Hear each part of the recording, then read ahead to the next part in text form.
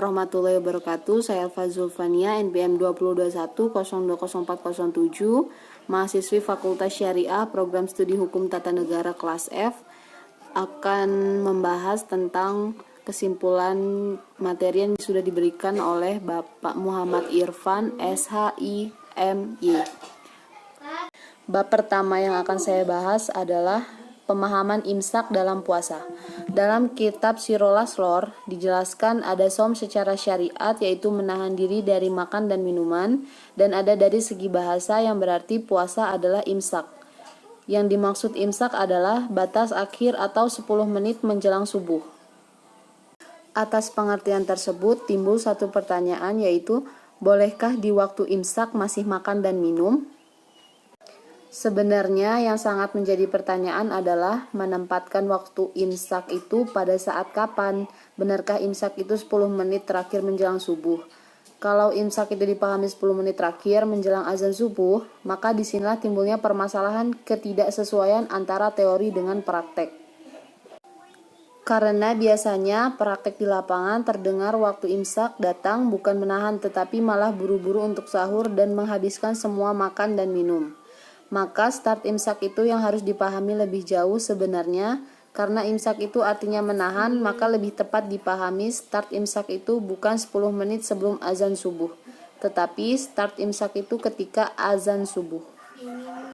Jadi ketika azan subuh itu dikumandangkan, disitulah waktu awal imsak dimulai, bukan 10 menit sebelum azan subuh. Karena ini belum disebut sebagai waktu imsak, tetapi disebut dengan komando sebelum imsak itu akan datang. Karena itu setelah bunyi sirene dibunyikan, itu bertanda untuk memberi pengumuman bahwa sebentar lagi waktu imsak akan datang.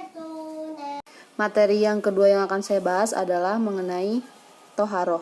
Dilihat dari segi bahasa, yaitu toharoh berarti bersih atau suci. Dilihat dari sui atau istilah, berarti bersuci dari hadas kecil maupun hadas besar, dan bersuci dari najis yang meliputi badan, pakaian, dan tempat, serta benda-benda yang terbawa oleh badan.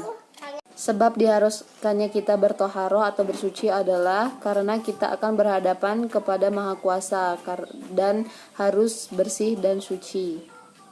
Dilihat dari sisi pembagian toharoh dibagi menjadi dua, yaitu toharoh zahir atau lahir dan toharoh batin. Yang pertama ada toharoh zahir atau lahir, yang dibersihkan adalah jasad atau tubuh dari hadas dan najis.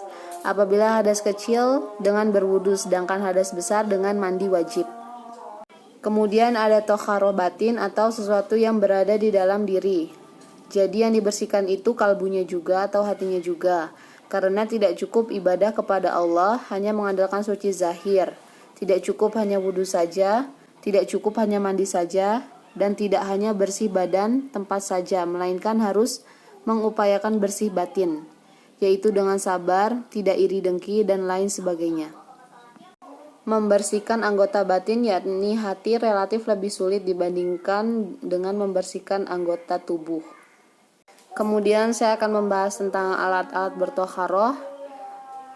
Yang pertama ada air. Air di sini bisa dari air hujan, air laut, air sungai, air sumur, mata air, dan lain sebagainya. Dari sisi kelompokan, yaitu ada 4. Yang pertama ada air mutlak, yang kedua ada air musammas, yang ketiga ada mustakmal, dan yang keempat ada air mutanajis.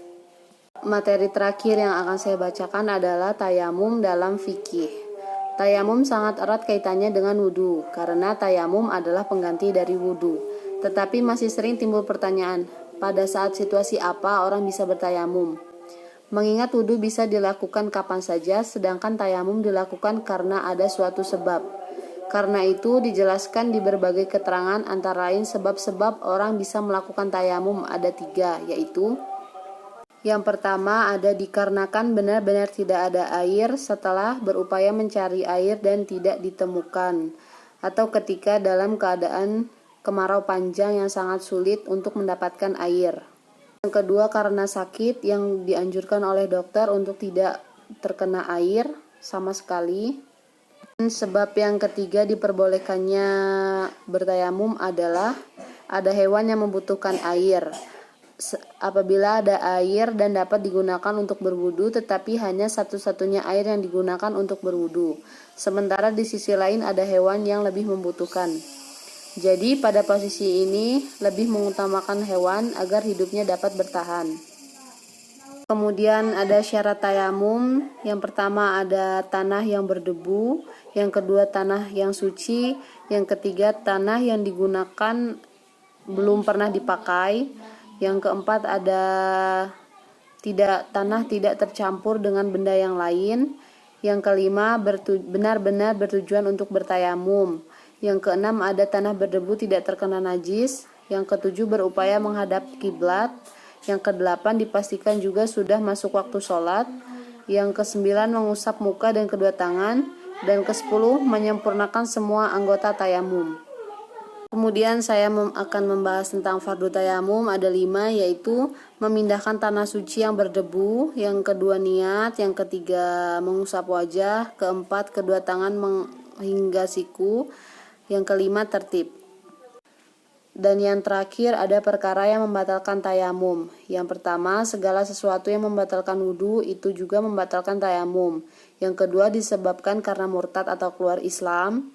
Dan yang ketiga, ketika selesai tayamum dia bisa melihat dan menyangka adanya air di sekitarnya.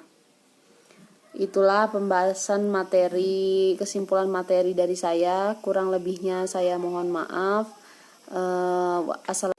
Wassalamualaikum warahmatullahi wabarakatuh.